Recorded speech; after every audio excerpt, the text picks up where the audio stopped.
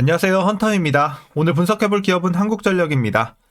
주가는 최근 약 1년간 엄청난 성장을 보이면서 벌써 주가는 3배가 넘게 뛰었습니다. 이제 7만원 근처에서 고점 형성했고요. 자, 이후에는 업앤다운 반복이 되고 있는 상황에서 자, 일단 최근 거래일에 또 급락이 나왔거든요. 4분기 실적 발표가 좀 이제 실적 쇼크로 이어지면서 아쉬운 실적에 대한 실망감이 이제 주가로 표현이 되고 있습니다. 자, 이런 상황에서 이제 주가는 끝난 것인지 아니면 다시 한번 반등하면서 이제 잠깐 쉬어가는 것일 뿐 또 신고가 랠리 이어갈 수 있을지 분석을 통한 향후 주가의 흐름 알아보도록 하겠고요.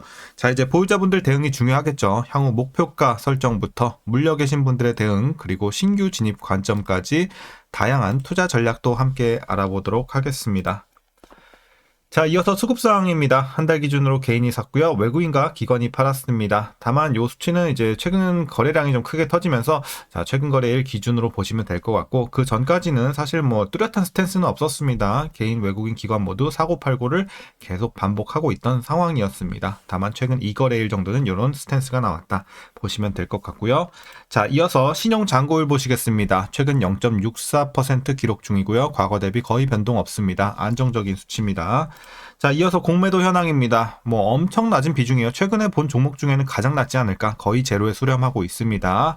자, 아주 좋고요. 이어서 대차 잔고도 너무 좋죠. 우하향하면서 지금은 뭐 바닥, 완전 바닥까지 내려왔기 때문에 사실 뭐 공매도는 아예 신경 쓸 게 없는 상황입니다. 자, 이어서 동사 재무제표 분석 들어가 보도록 하겠습니다. 먼저 2020년도 매출부터 보겠습니다. 58조, 60조, 71, 88, 93, 97. 자, 올해는 98조까지 내년 100조 찍을 전망입니다. 그래서 눌린 적 없이 꾸준하게 상승 흐름 유지가 되는 점은 상당히 좋아 보입니다. 영업이익 보겠습니다. 과거 이제 마이너스가 굉장히 커졌었고 거의 뭐 망해가기 직전까지 갔었는데 정부가 건드릴 수밖에 없었고 살아나면서 이제 8조, 13조, 올해는 18조까지 올라왔습니다. 그리고 내년에는 폭은 좀 많이 줄겠지만 그래도 상승 유지 19조 이렇게 보시면 되겠습니다. 자, 단기순이익도 비슷한 스탠스로 보시면 되겠습니다. 최근에 흑전 이후에는 가파른 성장 이어갑니다. 다만 실적 어떤 모멘텀은 내년도 좋지만 올해가 훨씬 더 좋을 것으로 보여지고 있는 상승폭이 되겠습니다. 자, 이어서 분기별로 전년 대비 영업이익만 한번 비교해 보도록 하겠습니다. 먼저 지난 3분기에는 3조 3천에서 5조 6천 굉장히 크게 뛰었고요. 다만 이번 실적 쇼크 4분기는 좀 아쉬웠어요. 2조 4천에서 1조 9천까지 소폭의 하향세를 이어가는 모습을 보였습니다. 자, 그리고 1분기부터는 다시 출발합니다. 3조 7천에서 4조 2천 괜찮은 흐름. 2분기도 2조 1천에서 3조 2천으로 전년 대비 크게 뛸 전망입니다. 그래서 일단 예상치긴 합니다만 4분기만 잠깐 쉬어가는 구간 정도가 될 것 같고 1분기부터는 다시 전년 대비 좋아지는 구간이 이어집니다. 그래서 연간 기준으로도 분기 기준으로도 걱정할 게 전혀 없는 상황입니다. 자, 이어서 부채 비율 살펴보도록 하겠습니다. 자, 과거 이제 엄청나게 높아졌습니다. 400 중반, 500 중반까지 올랐었죠. 그리고 다시 안정을 찾으면서 조금씩 내려오더니 이제 올해는 300대까지 내려왔고요. 내년에는 200대까지. 자, 계속해서 빠르게 진정이 될 전망입니다. 하지만 아직은 부채 부담이 좀 상당히 있는 상황이긴 합니다. 그래도 돈을 잘 벌고 있기 때문에 우리가 이 비율에 비해서는 뭐 크게 뭐 지나치게 걱정할 정도는 아니다. 하지만 살펴볼 필요는 있겠죠. 계속해서 지속적으로. 자, 이어서 ROE 보겠습니다. ROE 과거 마이너스 깊어졌다가 살아났고 9 그리고 올해는 20까지 우상향하고 있습니다. 내년도 비슷한 수치 괜찮아 보입니다. 그래서 수익성은 상당히 좋은 상황이다. 앞으로도 괜찮다 정도. 자, EPS도 마찬가지로 우상향 중에 있고요. 상당히 좋아 보입니다. 실적과 같은 흐름입니다. 자, 이어서 이제 배당금은 올해 2,077원 예상치가 나오고 있고요. 전년 대비 꽤나 많이 올라갈 전망입니다.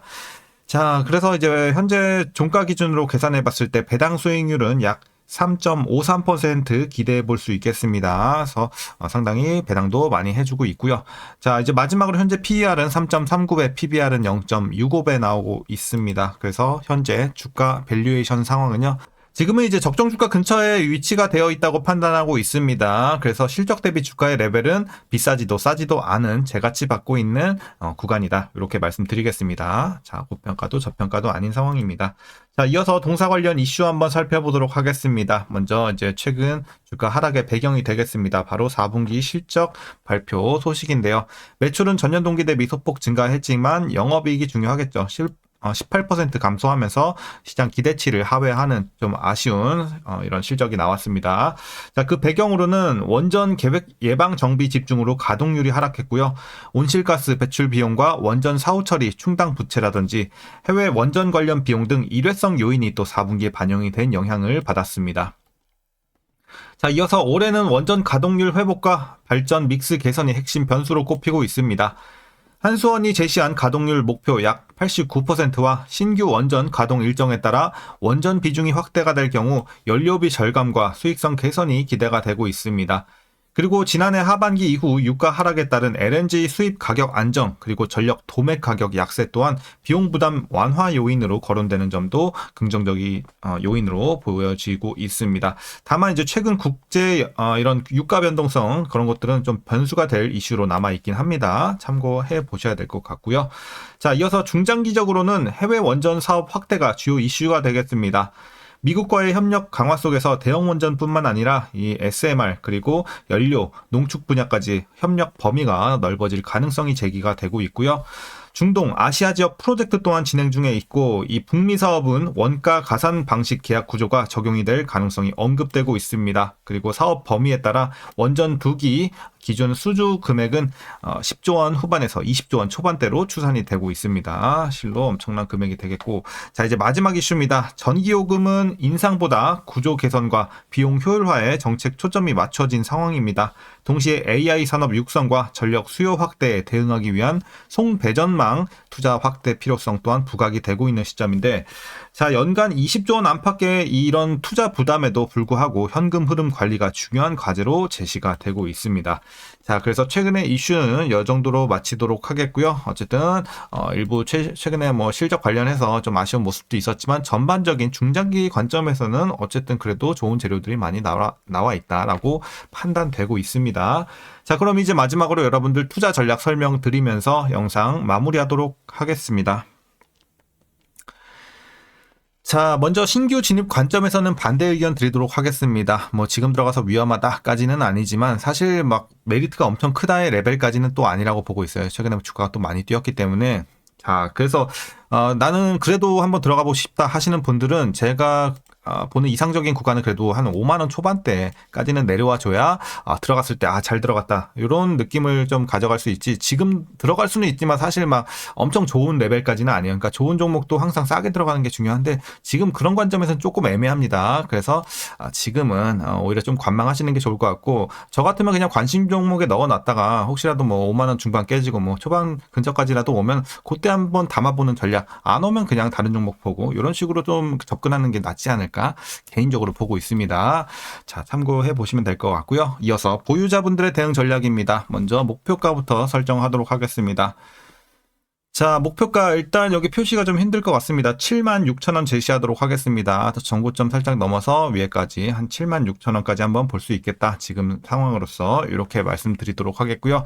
이제 기존에는 한 8만 원대 잡고 있었는데 이번 실적 쇼크 때문에 어쨌든 밸류 계산할 때 조금 낮출 수밖에 없었습니다. 그래서 이런 점은 참고해 보시면 될 것 같고 76,000원까지 제시하면서 여러분들 그러면 익절은 언제부터 시작합니까? 물어보신다면 지금부터 조금씩 시작해 나가면 될 것 같아요. 이제 시작하는 단계 정도. 그래서 조금씩 분할로 익절하시면서 올라갈 때마다 잘 팔아 나가시고 최종으로는 76,000원에서 정리하는 전략 일단은 이렇게 제시하도록 하겠습니다.